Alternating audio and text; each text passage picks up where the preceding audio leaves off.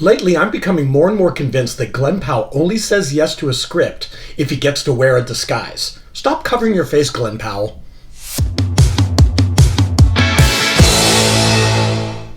Welcome back to Glen Hates Everything. Before I begin today, I just want to thank everybody who's been watching my videos so far.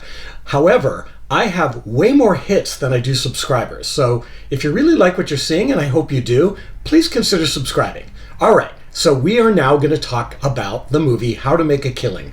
This is the follow-up film by John Patton Ford, who made an impressive debut with Emily the Criminal, starring Aubrey Plaza. I really enjoyed that film, so I was looking forward to this new one. It stars Glen Powell as Beckett Redfellow. Very highfalutin name. And he is the illegitimate child of a mother who is part of a billionaire dynasty.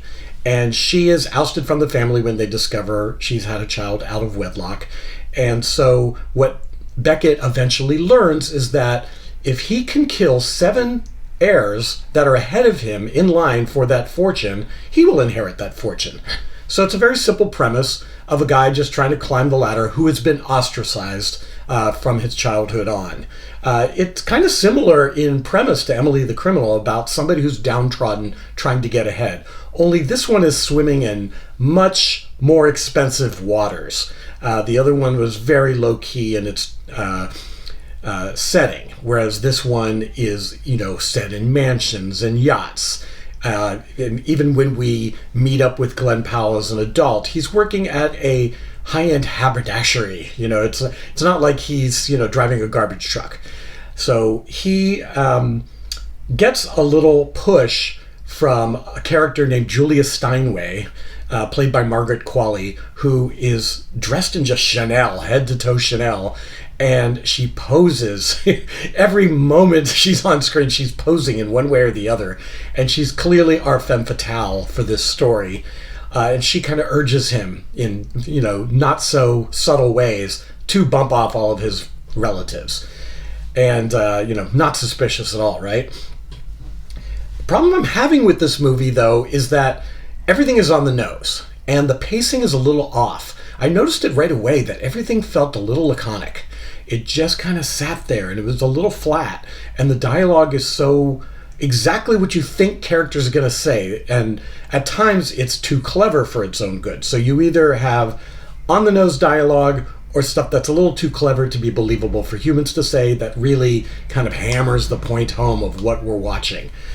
Some of those relatives are well cast. They are played by the likes of Ed Harris, Zach Woods, who's very funny, Topher Grace, who does a really good cameo, and especially Bill Camp, who, of all the relatives, he seems to be the nicest, and he actually gives Beckett Redfellow a leg up so he can quit his haberdashery job and come work as a Nepo baby for his relative.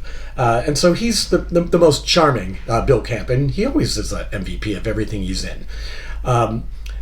Beckett has a girlfriend played by Jessica Henwick, and she kind of exists to represent the other choices he can make. Instead of bumping off his relatives, he could lead a life on the straight and narrow.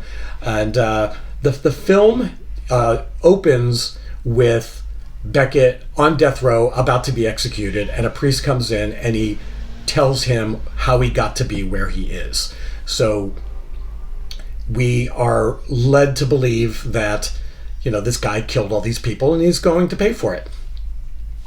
It's not the most compelling narration. Again, it's very, very on the nose. Yet, where it leads eventually won me over. And it's unfortunate that it took that long to win me over, because for a while there, it just felt like a bit of a slog. Not a particularly funny one, not overly entertaining or original, but where it eventually goes says something about who we are today. And so I appreciated it in retrospect, not necessarily in real time. And that's a little unfortunate. Glen Powell does a fine job. He does just, tend to wear disguises. I mean, he did it in that TV series he's in. He did it in The Hitman. He wore disguises in Running Man. What's going on with him? Does he want to cover up that beautiful face? I guess so. I mean, he wants to be taken seriously as an actor, and that involves disguise, I suppose. Margaret Qualley, I've never seen her in a performance like this, but that doesn't mean I liked her performance. I think she's saddled with, as I said before, some really unfortunate dialogue, and you just don't know enough about her to be able to relate to her. In fact, there are flashbacks in the movie where the performances of the same characters that we experience in the present day that I think warm our hearts more than anyone else in the film. And so I thought, oh, well, maybe we needed a little more of that, more of that context to really get us behind these characters. However, it's still kind of smart, and it does eventually satisfy and make you kind of think, wow, we are living in the most depressing times imaginable. I mean, that's kind of what the story is, because it's about choosing right from wrong or wrong from right. So what did you think? Are you going to run out and see How to Make a Killing after my rave review here? If so, please subscribe, like it, ping that notification bell, leave a comment below. I read all the comments. I love hearing from everybody. And until next time, I'll see you.